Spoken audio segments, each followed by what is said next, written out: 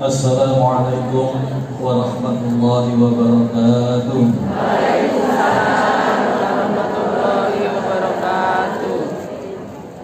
Alhamdulillahilladzi anzala as-sakinata fi qulubil mu'minin liyazdadu imanan ma'a imanihim. Walillahi junudus samawati wal ardh wa kana Allahu 'aliman hakima. Asyhadu an la ilaha illallah wahdahu la syarika lah wa asyhadu anna Muhammadan 'abduhu wa rasuluhu alladzi la nabiyya ba'dah. Allahumma shalli wa sallim wa barik ala sayyidina Muhammadin wa ala alihi wa sahbihi wa man tabi'ahum bi ihsan ila yaumiddin. Amma ba'du. Qala Rasulullah sallallahu alaihi wasallam, la yaqudu qaumun yadhkuruna Allah illa khaffathumul malaikah wa ghashiyatuhumur rahmah wa nazalat alaihimus sakinah wa dzakarahumullahu fi man 'indah. Al hadis atau kama qala. Ibu-ibu, para jamaah Majelis Taklim Bunda Muslimah Az-Zahra, betul nggih? Yang saya hormati, wabil khusus Ibu Ketua Majelis Taklim Az-Zahra beserta seluruh jajaran pengurus dan seluruh jajaran pembina yang saya hormati. Mudah-mudahan semuanya diberkahi dan dirahmati oleh Allah Subhanahu wa taala. Syukur alhamdulillah wa binikmatillah, kembali kita ditakdirkan oleh Allah bisa bertemu kembali, bisa berkumpul kembali.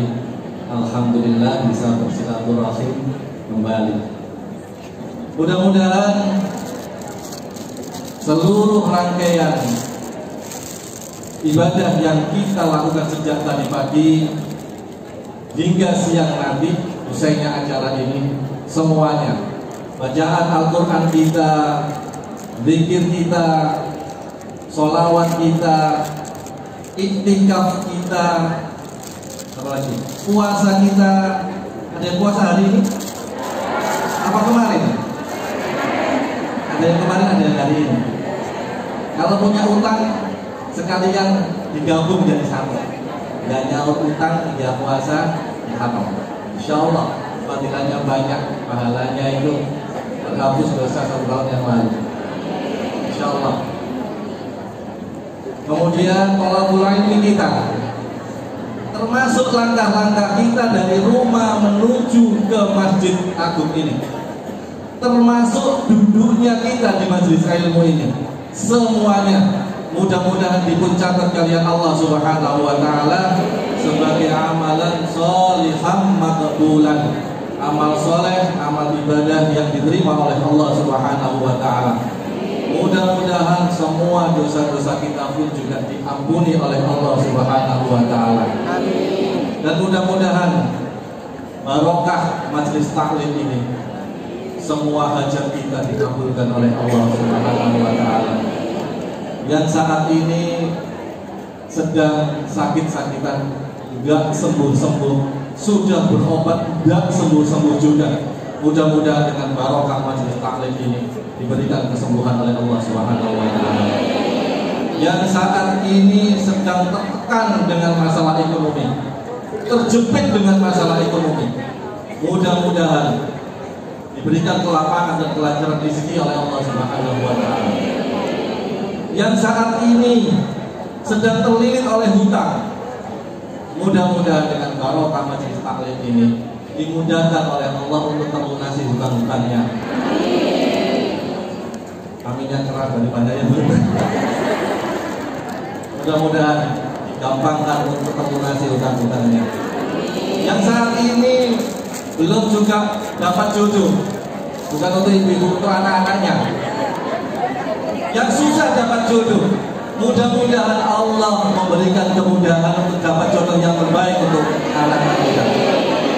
Yang terakhir, yang saat ini mungkin lagi sumpet dengan urusan keluarganya, anaknya bermasalah, suaminya bermasalah, menantunya bermasalah, apa lagi?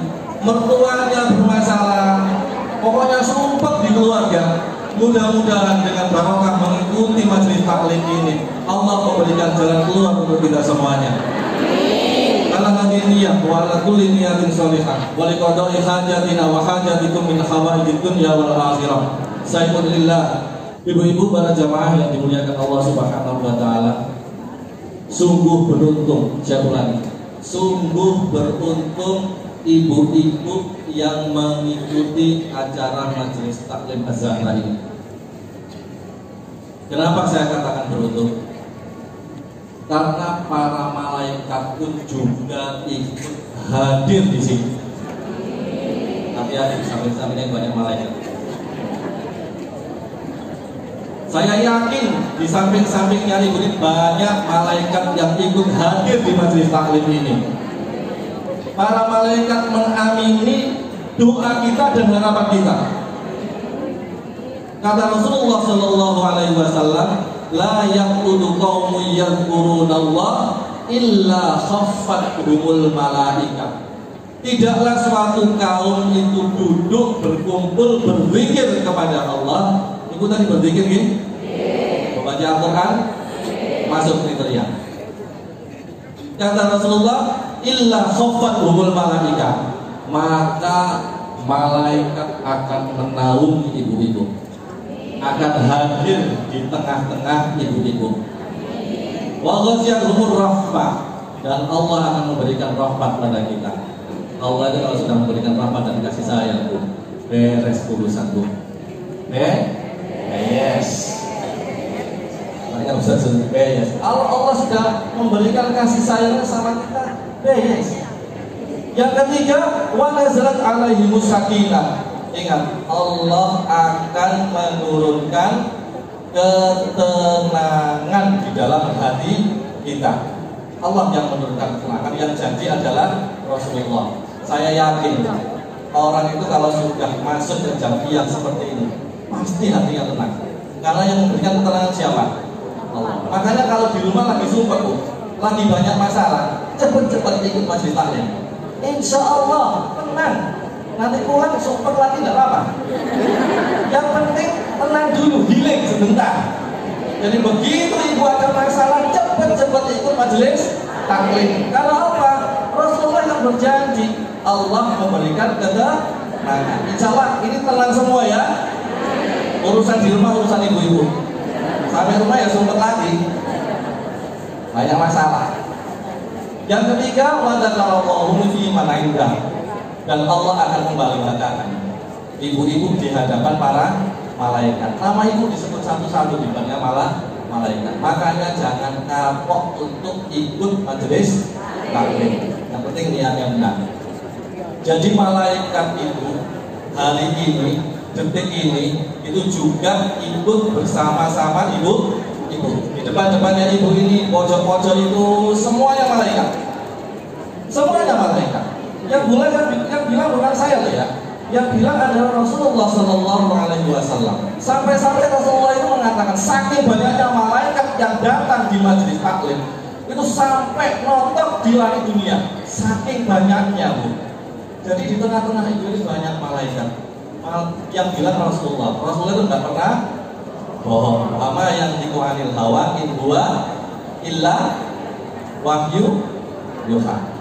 Rasulullah kalau bilang itu nggak pakai nafsu, tapi pakai wahyu. Bukan informasi, bukan yang sekarang lagi viral. Siapa namanya itu yang bisa memanggil malaikat, yang bisa bahasa cacing atau bahasa angin atau bahasa apa? Malaikat siapa namanya?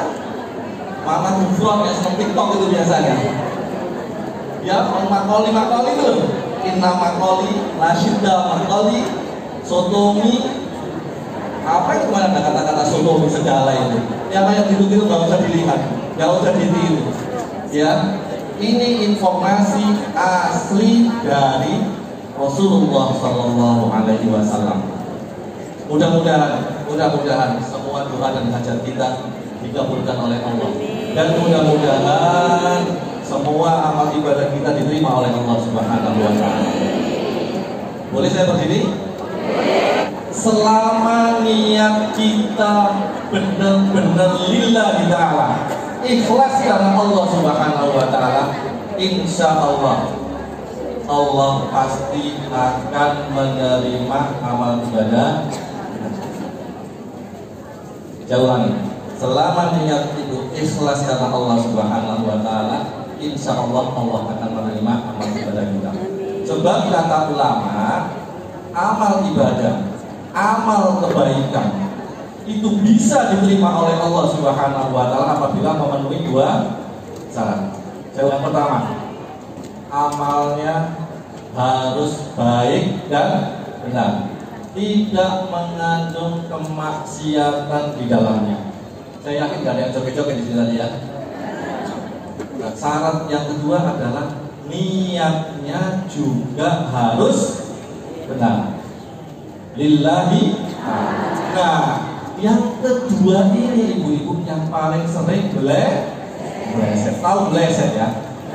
Lolos, lewat keluar dari jaringan, itu namanya bleset. Yang merasakan ini bukan orang-orang sekelas kita, orang-orang Sidoarjo, orang-orang Azhar, bukan. Yang merasakan bahwa niat kita sering bleset itu adalah ulama sekelas Sufyan As-Tsauri. Kenal Sufyan As-Tsauri? Sulit tahu perawan ini. Sufyan As-Tsauri itu adalah seorang ulama sufi. Beliau ini gurunya Imam Syafi'i. Jadi Sufyan As-Tsauri itu gurunya Imam Syafi'i. Kalau Imam Syafi'i sudah tahu ya, yang biasanya yasinan itu tahu Imam Syafi'i. Dan juga gurunya Imam Maliki.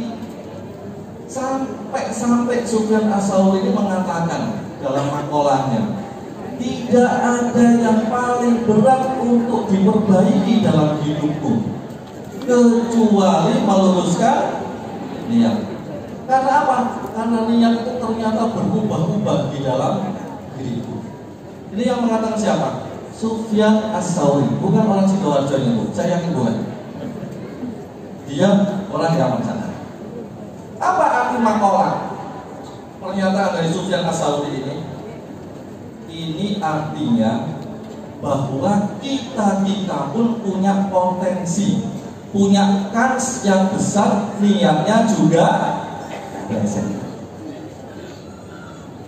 Makanya kalau kita nggak hati-hati dengan urusan niat ini, boleh jadi amal kebaikan kita, amal ibadah kita akan melayang.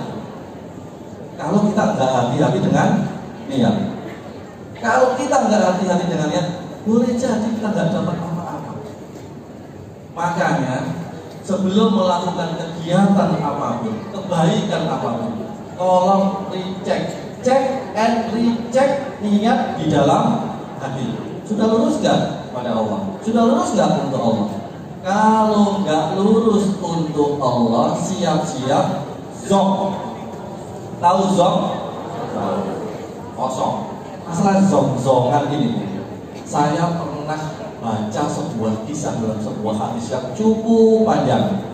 Kisah ini menyangkut masalah zong dan sangat-sangat menakutkan kisah ini. Saking takut dan mengerikannya kisah di dalam hadis ini, sampai-sampai Abu Hurairah radhiyallahu anhu yang merawikan hadis ini sampai pingsan 3 kali saat mendengarkan hadis ini.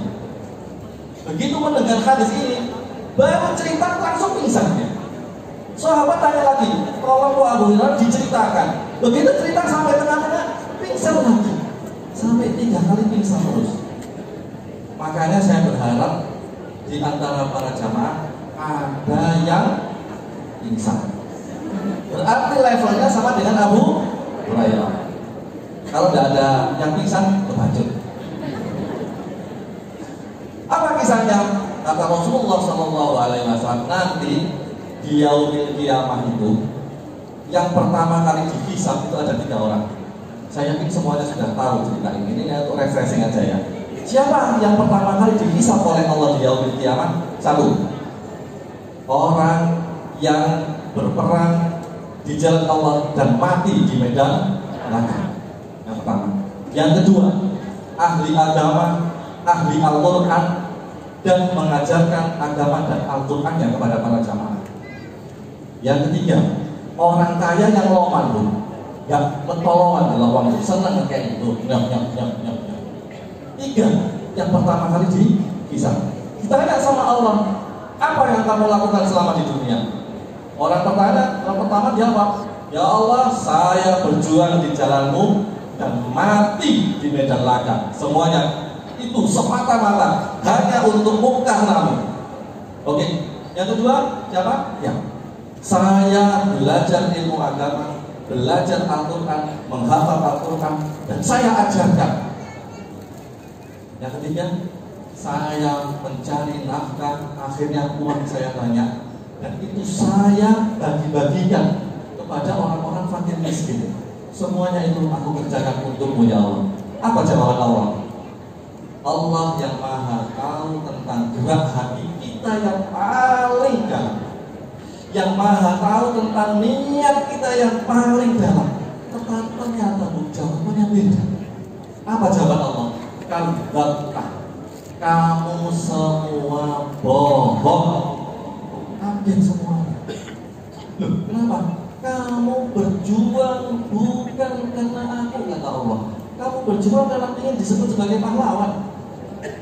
Yang kedua, kamu belajar agama, belajar Al-Quran bukan karena aku, karena kamu ingin penilaian orang supaya disebut dengan Pak Yai, Pak Ustadz, Pak Guru, Polri, dan sebagainya. Dan itu sudah kamu dapat. Dan yang ketiga, kamu ngasih orang itu bukan untuk aku, tapi karena kamu ngasih orang itu untuk bisa disebut sebagai dermawan. Akhirnya Bu, tiga-tiganya ini diseret sama malaikat masuk dalam neraka.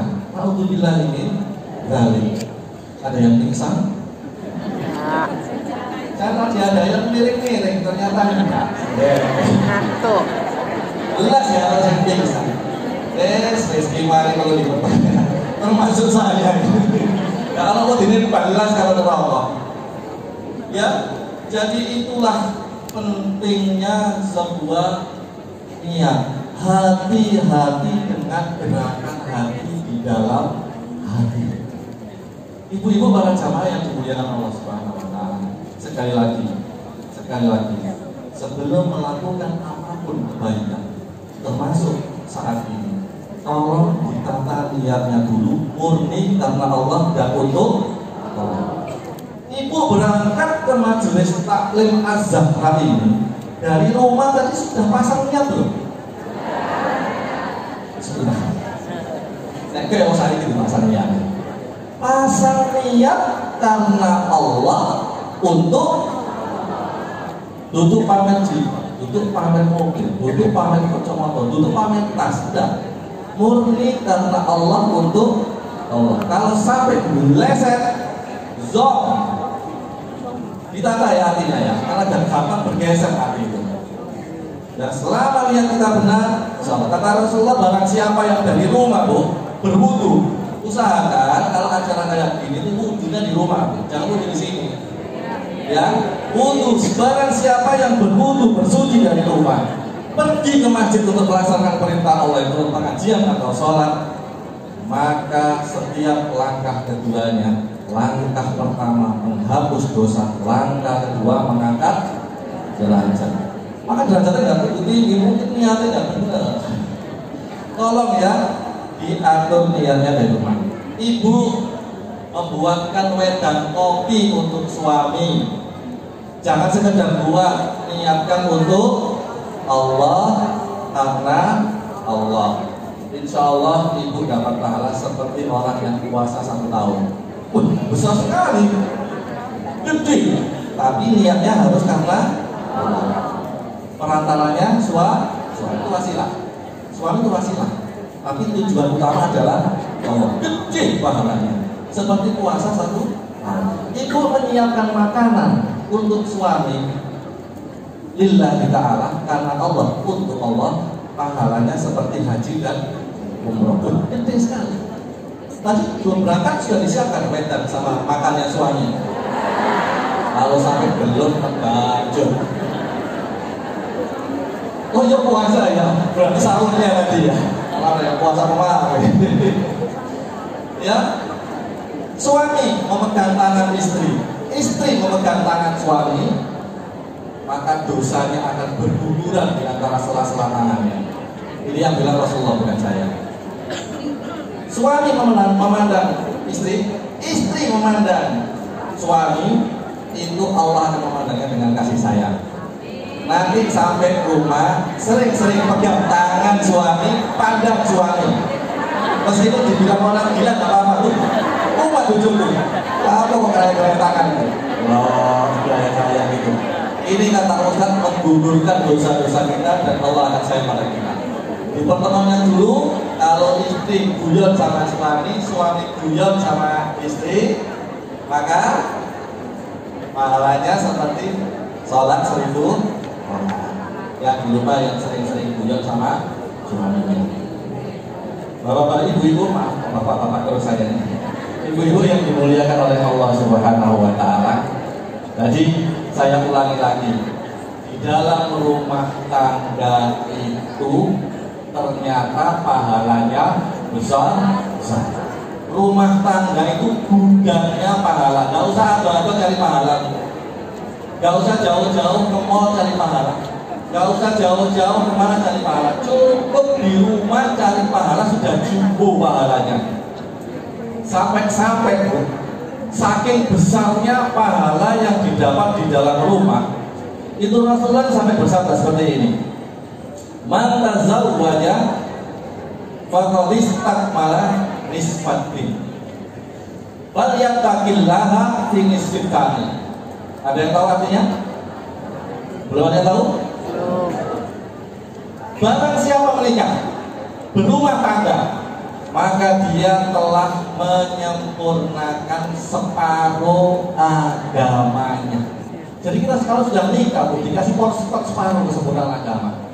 Falyattaqillah, maka yang separuh ini penuhilah dengan takwa, melaksanakan perintahnya dan menjauhi larangannya. Nah, karena pahalanya jumbo, maka konsekuensinya ujiannya juga jumbo. Makanya nggak ada yang namanya keluarga baik-baik saja itu. Bohong. Semua keluarga itu pasti punya masalah. Kalau nggak ada masalah, itu bukan keluarga. Laundry itu cuciannya banyak. Banyak masalah, banyak ujiannya, rumit. Ya keluarga itu pasti rumit. Kalau sederhana itu bukan keluarga, bukan rumah tangga, tapi rumah makan. Sederhana, tapi kalau rumah tangga itu pasti rumit. Ada aja masalah. Masalah ekonomi nomor satu, gitu. Sepakat? Masalah ekonomi kenapa sih bisa terjadi, Bu? Karena struk belanja lebih besar daripada struk penghasilan. Itu masalah ekonomi akan muncul. Makanya orang banyak struk. Ini loh, itu gara-gara struk belanjanya lebih besar daripada struk penghasilan. Kalau pengen nggak struk, maka struk belanjanya lebih sedikit daripada struk penghasilan. Sekarang dibalik, struk belanjanya tinggi, struk penghasilannya kecil. Ya struk semua. Kalaupun tidak punya masalah dengan masalah ekonomi, biasanya jatuh ke masalah kesehatan. Uangnya banyak, mobilnya banyak, rumahnya mewah, sakit-sakitan terus. Gak boleh makan garam, gak boleh makan manis, gak boleh makan kecut, gak boleh makan daging, gak boleh makan ikan, gak boleh makan apa aja.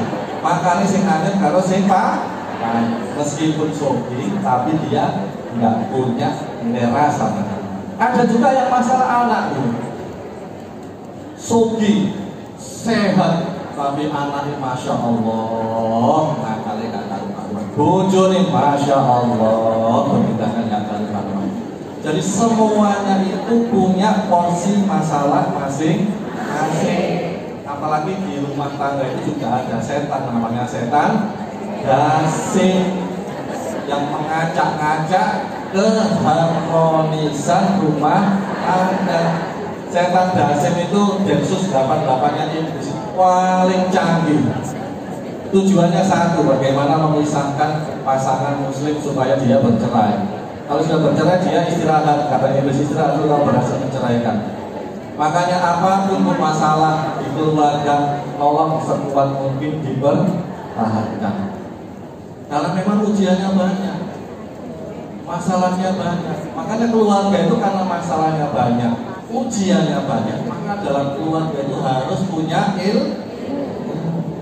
Kalau di dalam keluarga tidak ada ilmu, babak belur. Saya pertama kali juga nggak punya ilmu, bertengkar kok sama istri. Biasa, proses. Begitu berjalan, oh ternyata butuh ilmu, terutama ilmu sabar dan ilmu ikhlas. Saya hari ini hanya bahas yang ilmu ikhlasnya aja ya. Karena kita bahas ikhlas sedikit tadi ya. Ilmu yang penting untuk keluarga, tolong ilmu ikhlas. Orang ikhlas itu Bu, ya, karena niatnya untuk Allah. Orang ikhlas itu orang yang paling tenang di dunia. Gak gampang sakit hati, gak gampang kecewa. Orang ikhlas itu hidupnya tenang, gak gampang sakit hati, gak gampang kecewa. Kenapa? Karena dia melakukan suatu kebaikan, tujuannya berharap pahala dan pertolongan dari Allah. Kalau ibu melakukan sesuatu, berharapnya bukan dari Allah, dari pasangan kita, dari manusia, siap-siap kecewa dan sakit. Pernah sakit hati sama kecewa? Paling sering siapa yang membuat kecewa sama sakit hati? Suami. Cocok. Karena setiap hari ketemu sama suami. Coba nggak ketemu setahun kan ada masalah dengan suami. Kangen kok di sini. Setiap hari lu tak berubah nggak sangat bulan kita kan so wah beneran ketemu. Lu benernya sih ya. Akhirnya banyak masalah. Nah, bagaimana supaya kita itu bisa menjaga hati kita nggak sakit hati sama nggak kecewa? Tolong dibenahi niat ikhlasnya. Saya katakan tadi, kita melakukan sesuatu itu bukan karena manusia. Suami saya itu, suami ibu dah bukan wasilah. Niatkan untuk apapun masalahnya, sejelek apapun suami kita pun. Kita dilahirkan tidak semuanya suaminya itu soleh, ganteng, penuh perhatian, banyak uang. Ada juga yang suaminya itu sepele dan duit-duit, sebuah hati kita anggur kayak Fir'aun. Akhirnya ya tidak bisa, sudah takdirnya beda-beda atau mungkin di tengah-tengah. Ya, kalau ilmu ikhlas ini kita pegang, insya Allah ibu gak bakal sakit hati. Makanya kata Imam Syafi'i itu, catat ini makalah juga. Ya, makalah dari Imam Syafi'i. Ketika hati terlalu berharap kepada manusia, saya ulangi ya, mungkin direkam aja. Ketika hati terlalu berharap kepada manusia, maka Allah akan timpakan kepedihan dalam berharapannya. Agar kamu tahu betapa Allah sangat cemburu pada hati yang selain Dia, selain Allah. Enak ya kata-katanya ya, tapi ngapa mau wangil ngapa mau ini. Ketika hati sudah terlalu berharap kepada manusia, maka Allah akan timpakan kepedihan pada sebuah pengharapan. Agar engkau tahu betapa Allah sangat cemburu dengan hati yang selain Dia. Makanya kalau ada orang yang melakukan sesuatu berharap kebaikan orang itu kepada kita, siap-siap kecewa kita. Kita memberi, berbuat baik pada orang lain, orang lain gak mau berbuat sama kita baik, kita akan kecewa. Padahal manusia kebanyakan kayak gitu, kasih kebaikan dia nggak bisa membalas kebaikan. Makanya tolong niatkan hanya pahala dan pertolongan dari Allah. Ibu sudah dari pagi memasak, membuat surprise untuk suaminya, Bu.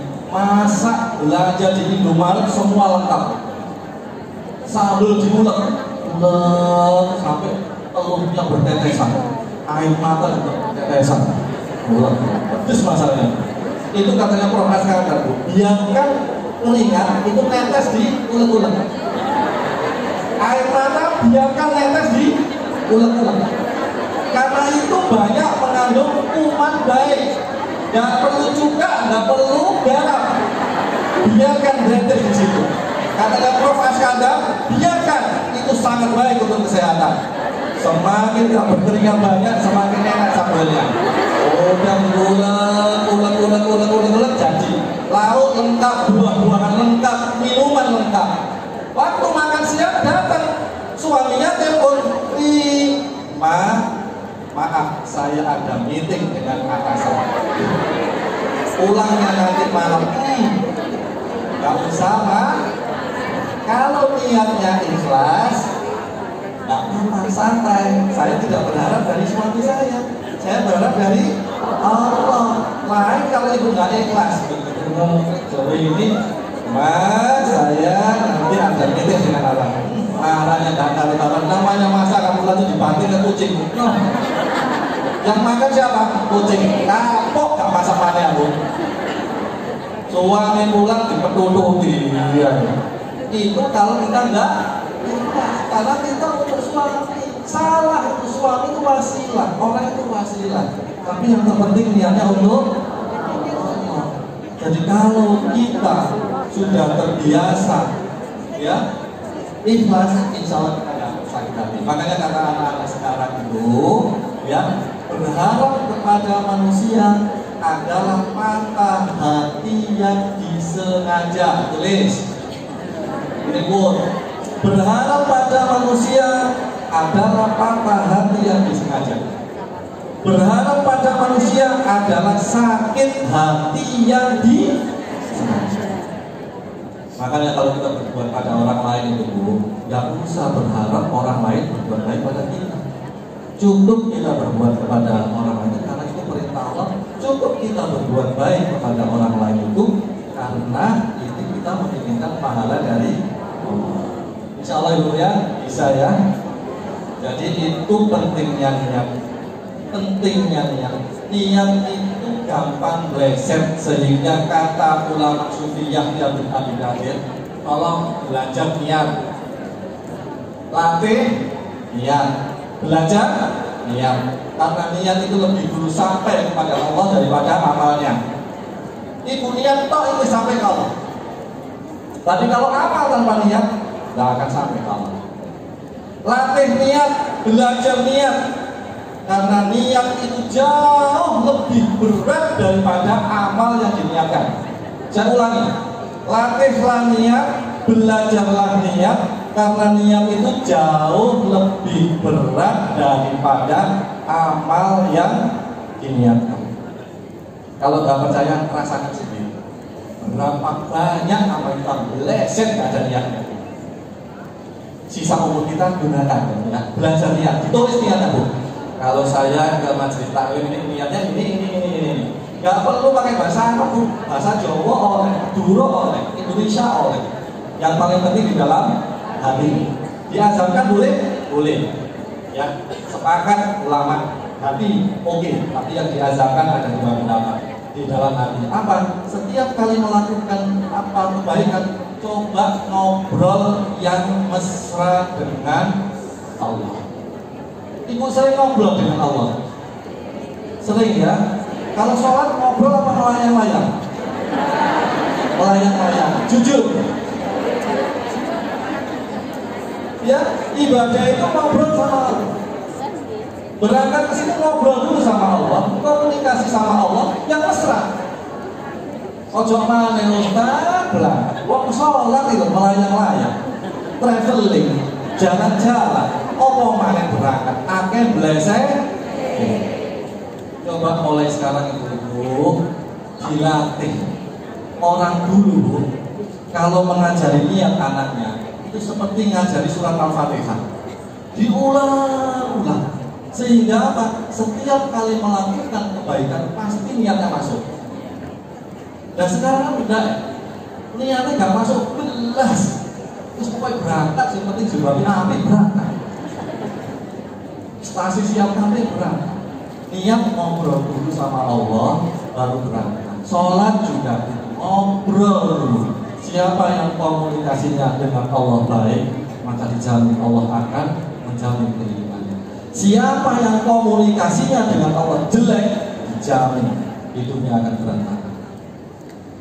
Jadi tolong jaga komunikasi dengan Allah sebaik-baiknya. Kalau tidak, hidup kita berantakan.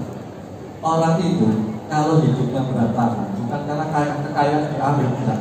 Hatinya dibuat kuat. Ya, tolong komunikasi dengan Allah sebaik-baiknya. Ini kayaknya saya harus dijeda dengan sholawat dulu ini. Siapa yang ingin sholawatnya? Allahumma sholli ala sayyidina Muhammad. Allahumma sholli ala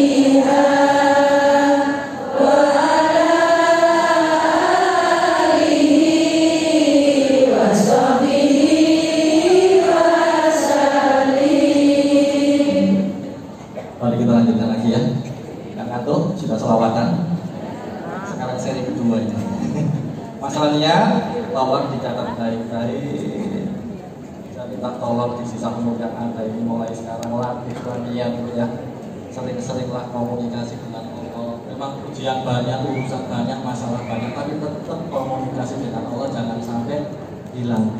Seberat apapun masalah keluarga yang kita hadapi. Ibu-ibu para jamaah yang dimuliakan Allah Subhanahu wa taala, yang kedua seperti topik yang kita angkat pada hari ini, mari kita bersyukur kepada Allah Subhanahu wa taala karena sampai hari ini, sampai detik ini kita masih ditakdirkan hidup oleh Allah. Masih hidup semua ini? Alhamdulillah, berarti masih hidup, dapat nikmat hidup. Ya, kenapa nikmat hidup ini penting, ibu-ibu? Nikmat hidup itu penting karena nikmat hidup inilah nikmat yang paling diidam-idamkan. Nikmat yang paling didamba-dambakan oleh ribuan, jutaan, bahkan miliaran manusia yang sekarang ini hidup di alam kubur. Jadi mereka ingin hidup seperti kita, ingin ikut pengajian seperti kita, tapi mereka tidak mau. Mereka hanya bisa merengek-rengek sama Allah. Mereka ingin hidup seperti kita itu bukan untuk urusi asetnya, bukan untuk ngurusi jilbabnya, bukan untuk ngurusi rumahnya, bukan untuk ngurusi suami, bukan untuk ngurusi dunianya. Mereka ingin hidup hanya satu tujuannya. Mereka menangis ingin hidup karena ingin sungguh-sungguh beribadah kepada Allah terhadap apa yang dulu pernah mereka lihat. Kalau nggak percaya, buka surat Al-Mu'minun ayat 99 sampai ayat 100. Itu bunyinya, itu rintihan manusia menghibah, merengek-rengek sama Allah. Apa rengekan dia? Hibahan dia sama Allah. Rabbir ji'uni la'alli a'mal sholihan fima taraktu Allah. Ya Allah, ya Tuhanku, kembalikanlah aku ya Allah ke dunia. Kembalikan aku ya Allah ke dunia. Itu rengekan mereka. Untuk apa? La'alli a'mal sholihan fima taraktu kalla, agar aku bisa beribadah terhadap apa yang dulu pernah aku tinggalkan waktu hidup. Itulah rengean dari para ahli kubur. Jadi mereka itu menyesal. Bukan hanya orang-orang ahli maksiat, ahli ibadah pun juga banyak yang menyesal. Saya kasih satu cerita, gak apa-apa ya, masih saya punya waktu 25 menit. Ada seorang sahabat namanya Sauban. Mungkin ada yang pernah dengar, kenal dengan Sauban? Sule kenal? Sule lagi. Sauban itu sahabat Nabi yang sangat Nabi cintai, sangat Nabi sayang, dekat dengan Nabi. Kenapa kok spesial sahabat Sauban di mata Rasulullah? Satu, karena sahabat Sauban tidak pernah ketinggalan sholat berjamaah bersama Rasulullah. Di mana ada Rasulullah, di situ ada Sauban. Dan yang kedua, Sauban itu duduknya masih sebelah pojok kanan. Pojok kanan. Rasulullah apa itu? Pokoknya pojok kanan pasti ada Sauban. Suatu hari Rasulullah sholat subuh, masuk ke masjid. Biasanya Sauban itu sudah ada di pojok sebelah kanan. Ternyata dilihat Sauban tidak ada. Saking cintanya tanya, "Lemana Sauban?" "Belum datang ya Rasulullah." "Ya sudah, kita tunggu dulu." Ditunggu. Saking kepinginnya supaya Sauban ikut sholat berjamaah sama Rasulullah. Ditunggu lama, Bu, sampai mau masuk syuruk ya, mau masuk habis waktu subuh. Ya sudah deh, kita sholat aja tanpa kehadiran Sauban. Selesai sholat, Rasulullah tanya, "Ada lihat Sauban?" "Tidak ada." "Belum datang." Karena saking cintanya, Rasulullah mengajak sahabat, "Oke, mari kita ke rumahnya Sauban." Beberapa sahabat ikut. Ternyata rumahnya Sauban perjalanan 3 jam dari masjid sampai ke rumahnya Sauban. Nggos jauh sekali. Begitu sampai, ternyata ada seorang perempuan yang tidak lain adalah istrinya Sauban. Tanya Rasulullah, "Wahai perempuan, siapa?" "Dengan saya istrinya Sauban." "Mana Sauban?" Kasih tahu betapa kagetnya Rasulullah, ternyata Sauban sudah meninggal dunia. Innalillahi wa inna ilaihi raji'un. Ya Allah, Rasulullah kehilangan sahabatnya. Kemudian istrinya tanya, "Ya Rasulullah, sebelum meninggal suami saya itu menjerit 3 kali." Kaget Rasulullah. Sebelum meninggal suaminya menjerit 3 kali. Apa aja ceritanya? Yang pertama, "Aduh, kenapa kok tidak lebih jauh?" Jerit lagi nih, "Aduh, kenapa tidak yang baru?" Yang ketiga, "Aduh, kenapa kok tidak semuanya?" Saya bingung ya Rasulullah, apa maksud cerita dari suami saya itu? Rasulullah merenung sendiri, akhirnya turun wahyu dari Allah. Ternyata orang itu kalau pada saat sekaratul maut itu sebelum mati itu ditunjukkan potret kegiatan kita, ditunjukkan rahasia kita. Ini kan bahasa agama. Sekarang itu ada peneliti dari Amerika Serikat, seorang dokter meneliti apa yang dialami orang waktu mati secara ilmiah ya. Namanya Raymond Moody, itu penelitinya. Dia itu mengumpulkan 100 orang yang sudah mati tapi hidup kembali. Apa namanya itu? Mati suri. Diwawancarai satu-satu. Apa yang kamu alami waktu mati suri? "Oh, saya itu keluar dari jasad saya. Keluar. Saya bisa melihat jasad saya juga. Kemudian saya masuk lorong yang hitam, panjang sekali. Kemudian saya masuk ke suatu tempat yang sangat terang. Disitulah saya bisa melihat amal saya selama ini. Begitu naik lagi, nggak bisa, kejebak, nggak bisa. Kalau keluar mati dia. Sehingga dia nggak bisa, akhirnya dia masuk lagi. Saya nggak akan menceritakan tentang fenomena mati suri ya. Ini hanya penelitian saja. Begitu masuk lagi, dia hidup lagi. Ternyata memang manusia itu sebelum mati dia akan diperlihatkan potret kehidupan. Rasulullah tersenyum sama ibu tadi. "Oh, oke, saya jelaskan. Kenapa Sauban itu kok sampai menjerit yang pertama? Aduh, kenapa kok tidak lebih jauh?" Sauban itu menyesal kenapa rumahnya tidak lebih jauh lagi dari masjid. Sudah 3 jam itu lebih jauh lagi.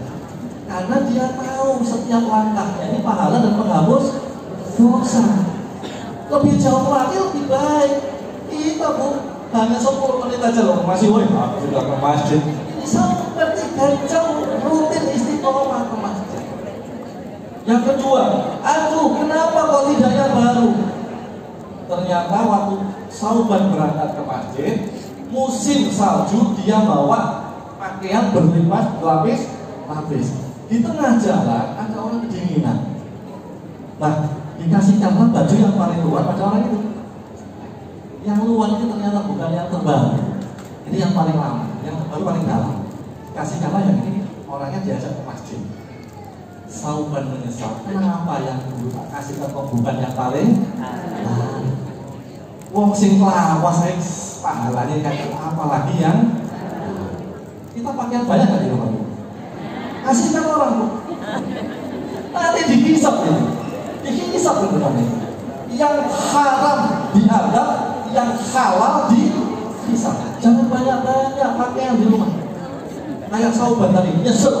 Kenapa dulu kok yang lama yang dikasih, kenapa kok yang di rumah yang lama banyak. Ya, yang haram diadab, yang halal dihisap. Hisapnya panjang, ratusan tahun. Jadi kalau ada yang tak berfungsi, kasihkan, nanti dia nggak bisa sampai Sauban. Yang ketiga, kenapa tidak semuanya? Suatu waktu Sauban itu makan roti 1. Begitu dia makan, ada pengemis datang kelaparan. Yang dikasihkan Sauban itu separuhnya. Nih. Yang separuh dia makan, yang separuh dimakan oleh pengemis tadi. Kenapa kok nggak semuanya kasihkan? Coba kalau saya kasihkan semua, pahalanya minta ampun di sana. Ada banyak makanan di rumah, kasihkan ke orang lain. Ya, ini penyesalan seorang Sauban waktu dia meninggal dunia. Apalagi kita ya, mungkin nanti lebih menyesal lagi ya. Sauban orang yang soleh menyesal kenapa dulu kok gak maksimal ibadah saya waktu hidup. Apalagi kita gitu, banyak hal yang akan kita sesali nanti waktu kita di alam kubur pasti. Nah, untuk itu ibu-ibu para jamaah yang dimuliakan oleh Allah Subhanahu wa taala, mumpung kita masih punya mumpung kita masih dihidupkan oleh Allah Subhanahu wa taala, mumpung kita masih diberi nikmat hidup oleh Allah, mari kita syukuri nikmat hidup. Bagaimana mensyukuri nikmat hidup? Ada 2 yang saya bahas ini. Yang pertama, sebagai bentuk rasa syukur kita kepada Allah, mari kita sibukkan diri kita dengan ibadah. Jangan pernah bosan ibadah, jangan pernah lelah ibadah. Karena memang tujuan kita diciptakan oleh Allah di muka bumi hanya untuk tidak ada lain. Jangan pernah lelah, jangan pernah bosan untuk ibadah. Karena kita diciptakan oleh Allah hanya untuk ibadah. Itu nggak lama bu, nggak sampai ratusan tahun, nggak sampai ribuan tahun. Umur kita loh mentok rata-rata berapa? 60-70 tahun. Nggak sampai ratusan tahun. Kita ibadah itu cuma berapa? Puluhan tahun. Setelah itu sudah nggak ada ibadah bu. Mau minta ibadah nggak dikasih sama Allah. Jadi kita itu jatah ibadah kita tidak ratusan tahun, puluhan tahun, apalagi yang usianya sudah di atas 50 tahun. Ada 50 tahun ke atas ini? Akhirnya di bawah 50 semua ini. Sudah ada yang di atas 50 tahun, tinggal itu pakai jari bu. 1, 2, 3, bukan puluhan lagi, 1 bu. Nggak lama ibadah itu, nggak lama. Setelah kita mati nggak ada ibadah. Makanya puas-puasin ibadah, ya, puas-puasin ibadah, kuat-kuat ibadah sekuat-kuatnya. Masalah tantangan, masalah banyak, ujian banyak, rapet saja. Ibadah adalah tujuan kita diciptakan oleh Allah Subhanahu wa taala. Mudah-mudahan kita menjadi ahli ibadah yang kuat. Karena apa? Salah satu tanda bahwa Allah cinta kepada kita apabila kita sibuk dengan ibadah. Itulah tanda bahwa Allah cinta sama kita. Kalau kita sibuk ibadah. Dan kalau Allah sudah cinta kepada kita, yang pertama kali diberikan oleh Allah kepada kita itu apa? Uang dan mobil. Yang diberikan pertama kali oleh Allah kepada kita, kalau Allah sudah cinta, ketenangan hati. Sampai jeng sumpek kayak cocok kita belum dicintai sama sumpek kan? Sumpek dan sumpek. Apa memang? Jangan terus pokoknya sumpek. Itu ada sesuatu. Ya, dan tanda bahwa Allah benci sama kita, ingat, tanda bahwa Allah sedang benci sama kita manakala kita sibuk dengan hal-hal yang sia-sia. Kita harus ngomong HP. Ya, HP nggak salah tuh, selama HP digunakan untuk yang benar. Kalau HP digunakan untuk yang sia-sia, Allah sedang benci sama kita. Jadi tanda bahwa kita sedang dibenci sama Allah manakala kita disibukkan dengan hal-hal yang sia-sia. Dan Allah kalau sudah benci sama kita, yang dicabut pertama kali adalah ketenangan hati. Bukan mobil kita, bukan teman. Yang dicabut pertama kali adalah ketenangan hati. Mudah-mudahan kita semua yang ahli ibadah, semangat ibadah. Ini harus 4 jam. Yang kedua, bagaimana syukur kita kepada Allah?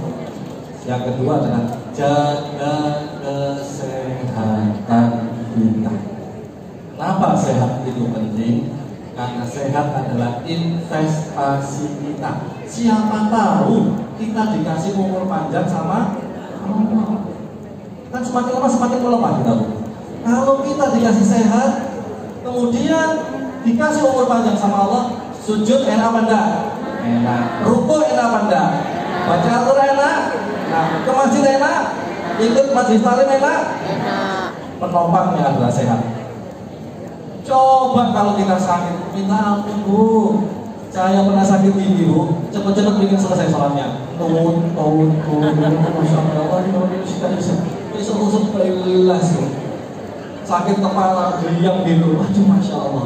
Makanya sehat itu penopang ibadah. Jaga kesehatan, ditanya sama Allah itu nanti sudah dijaga belum kesehatannya. Kalau kita dikasih umur panjang Bu, kaki sudah kaku semua, nafas ngocok, kepala sering pusing, sakit-sakitan. Ya minta ampun. Yang jaga kesehatan, karena kesehatan adalah penopang ibadah kita. Nah, bagaimana Ustaz kita bisa menjaga kesehatan? Orang Islam itu simpel Bu. Susah jadi orang Islam itu. Kenapa kok simpel? Karena semua sisi kehidupan contohnya cuma satu. Siapa? Rasulullah. Kalau ingin sehat, dokter kayak saya pun kalau ingin sehat, nggak usah teori yang daki-daki, yang melip-melip, yang tinggi-tinggi, nggak usah. Cukup contoh pola hidup Rasulullah, selesai masalah. Peneliti-peneliti barat itu meneliti kehidupan Rasulullah, itu rebutan. Orang itu kepo sama Rasulullah. Gara-gara dalam surat Al-Ahzab ayat 21 tulis ayat Al-Ahzab 21. Laqad kana lakum fi Rasulillahi uswatun hasanah liman kana yarjullaha wal yawmal akhir wa dzakarallaha katsiran. Jadi telah ada pada diri Rasulullah itu contoh suri teladan yang terbaik bagi siapa aja yang berharap kepada Allah dan banyak berzikir kepada Allah, termasuk dalam urusan masalah kesehatan. Rasulullah itu manusia yang paling sehat Bu sedunia Bu. Dia itu hanya sakit cuma 2 kali tok, waktu diracun oleh seseorang, dan yang kedua waktu dia mau wafat. Beliau mau wafat itu cuma 2 kali tok. 2 kali tok sakit. Kita berapa kali sakit? Wah, nggak itu. Sakit gigi, sakit kepala, sakit mata, sakit encok, apalagi kolesterol, tekanan darah tinggi, asam lambung, mencek, batuk, pilek, jangan karuan. Sakit hati, tambahan satu lagi, macam-macam sakitnya. karena kita melupakan pola hidup Rasulullah. Coba kalau kita meniru kehidupan Rasulullah, sudah punya buku sirah nabawiyah semua kan? Ada novela, kisah siang spesial, yang dilihat di TikTok, sekali waktu baca sirah nabawiyah. Saya akan membahas satu persatu, cuma karena waktunya pendek. Mudah-mudahan kalau memang mau mengundang saya lagi, nggak apa-apa, saya kasih waktu. Hari ini mungkin saya cuma ngasih satu atau dua, karena banyak, mungkin ada 10 item bagaimana pola hidup Rasulullah itu sampai beliau itu menjadi manusia yang paling sehat sedunia. Saya ambil satu atau dua ya. Yang pertama, senyum. Kemarin sudah saya jelaskan ya tentang murah senyum.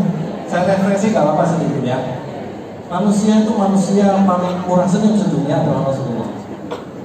Siapa yang bilang? Yang bilang adalah sahabat Jabir. Kata sahabat Jabir gini, selama saya masuk Islam tidak pernah saya ketemu Rasulullah kecuali Rasulullah pasti tersenyum sama saya. Ketemu sama siapa saja Rasulullah mesti tersenyum. Di pasar tersenyum, di jalan tersenyum, di masjid tersenyum. Di mana lagi? Di mall tersenyum, ada tombol itu. Pokoknya di mana aja mesti Rasulullah tersenyum. Bagaimana kalau di rumah? Kalau di rumah ikut hadisnya dari Siti Aisyah. Apa kata Siti Aisyah? Saya tidak pernah menemui manusia, saya tidak pernah menemui orang yang senyumnya sebanyak Rasulullah. Artinya di rumah itu Rasulullah juga murah senyum. Terbukti ya, ada jejak sejarahnya. Suaminya murah senyum? Ya. Ibu murah senyum? Kalau ibu murah senyum, suaminya juga murah senyum. Kalau ibu menuntut, suaminya juga ikut menuntut. Ada timbal balik, resiprokal efek namanya. Ya. Jadi itu, apa kaitan antara senyum dengan kesehatan? Kan Rasulullah diteliti sama orang-orang kepo-kepo dari barat itu. Ternyata senyum itu mempunyai efek pada kesehatan yang sangat besar. Begitu manusia itu senyum, baik senyum itu dibuat-buat ataupun senyum itu asli, tetap hormon beta endorfin akan keluar. Begitu beta endorfin keluar, maka pembuluh darah melebar sehingga jantung jadi ringan. Yang kedua, suasana hati jadi enak, stres jadi turun, daya tahan tubuh jadi naik karena sel T supresornya naik. Itu sudah diteliti. Begitu orang itu senyum, mau dibuat-buat atau asli, beta endorfin tetap akan keluar. Makanya ada peneliti yang mengatakan kalau ingin sehat minimal sehari senyum 20 kali. Bisa? Bisa. Oke, berarti nanti kalau lebih, alhamdulillah lebih bagus, 100 kali bagus. Senyum sehari 20 kali selama 20 detik. Satu kali senyum 20 detik. Saya mempraktekannya bukan di meja makan, di kamar mandi. Kalau saya di kamar keluar ada orang senyum, maka hormon beta endorfin akan keluar.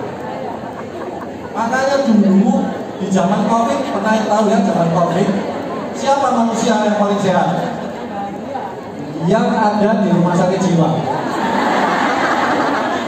Orang gila di sana itu Bu, gak ada yang kena Covid, sehat semuanya. Direkturnya ditanya Pak Direktur, ada nggak yang sakit? Alhamdulillah Pak Ustadz, gak ada yang sakit. Apa resepnya? Guyu terus. Yang kedua, Rasulullah itu punya kepribadian penyabar. Orang yang paling sabar sedunia dari sekarang sampai yang akan datang, tidak ada yang bisa mengalahkan sabarnya Rasul. Rasul itu gak gampang nesu, gak gampang marah, gak gampang ngambek, gak gampang dendam, gak gampang sakit hati. Rasul itu orangnya sama dengan ibu-ibu, gak gampang nesu, gak gampang ngambek, gak gampang sakit. Apa kaitannya dengan masalah kesehatan? Saya nggak akan menceritakan tentang kesabaran Rasul. Satu aja nih saya kasih kisah kesabaran Rasulullah. Rasulullah itu saking sabarnya pernah masuk ke Taif Bu, dibully sama orang Taif Bu. Orang Taif itu nggak tanggung-tanggung membuli Rasulullah itu, dilempari berdarah-darah. Tahu nggak yang lempari Rasulullah siapa? Siapa? Mulai anak kecil Bu, TK sampai tua-tua udah melempari Rasulullah semua. Sing lanang, sing wedok, kabeh sak kampung padha melempari Rasulullah, berdarah Rasulullah, sembunyi di pohon, di kebun kurma. Apa yang dilakukan Rasulullah? Dendam sama penduduk Taif, berdoa sama Allah. Ya Allah, Allahumma hdi qaumi fa innahum la ya'lamun. Ya Allah, beri hidayah pada orang-orang Taif karena mereka tidak tahu. Padahal kalau mau Bu, itu Taif bisa rata sama tanah. Karena malaikat Jibril sudah berdeten itu. Malaikat Jibril lebih berdeten. Yang Rasulullah mau tak tipu sama gunung yang ada di Taif. Jangan, mereka tidak tahu. Suatu saat pasti anak cucunya ada yang beriman. Gak jadi Bu ditipu sama malaikat Jibril. Saking melas aslinya Rasulullah. Akhirnya sekarang penduduk Taif beriman, berfatwa sama Allah. Apa kaitan antara sabar dengan kesehatan? Orang itu Bu, kalau gampang marah, maka hormon yang keluar itu namanya hormon adrenalin. Semakin sering lesu, ngambek, marah, menuntut, maka hormon adrenalin akan keluar. Apa efek hormon adrenalin Bu? Hormon adrenalin kalau sudah keluar Bu, maka pembuluh darah langsung mengecil, segini langsung mengecil. Cus. Apa yang terjadi kalau pembuluh darahnya mengecil? Jantungnya, mumpahnya berat, maka timbullah tekanan darah tinggi. Yang kedua, hormon glukagonnya naik, maka gula di dalam darah akan naik, kolesterol akan naik. Tetap saya ini loh, sudah nggak makan daging, nggak makan lemak, sudah puasa, sudah makan nggak makan garam, sudah nggak makan yang rendah-rendah. Kok tekanan darah tinggi saya? Kalau tekanan darahnya tinggi, kolesterol tinggi, kencing manis tinggi. Jangan-jangan ibu sering mesti gak mangan apa-apa. Sering ngamu yang pasti tekanan darah tingginya akan naik. Makanya kalau kita ingin sehat, jaga makanan dan juga jaga emosi. Jangan gampang marah. Orang marah pasti hormon adrenalinnya naik. Makanya pas hormon adrenalin naik sering terjadi seperti itu. Kenapa? Tekanan darah tinggi, kolesterol, sama kencing manis itu namanya sindroma metabolik.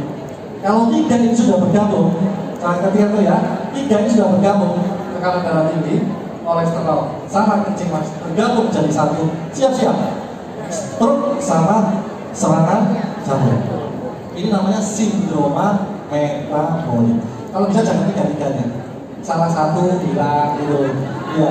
Atau salah dua, jangan. Kan tiga-tiganya udah deh. Banyak istighfar, astagfirullahaladzim. Karena sudah tiga ngumpul, astagfirullahaladzim. Tiga-tiganya ngumpul.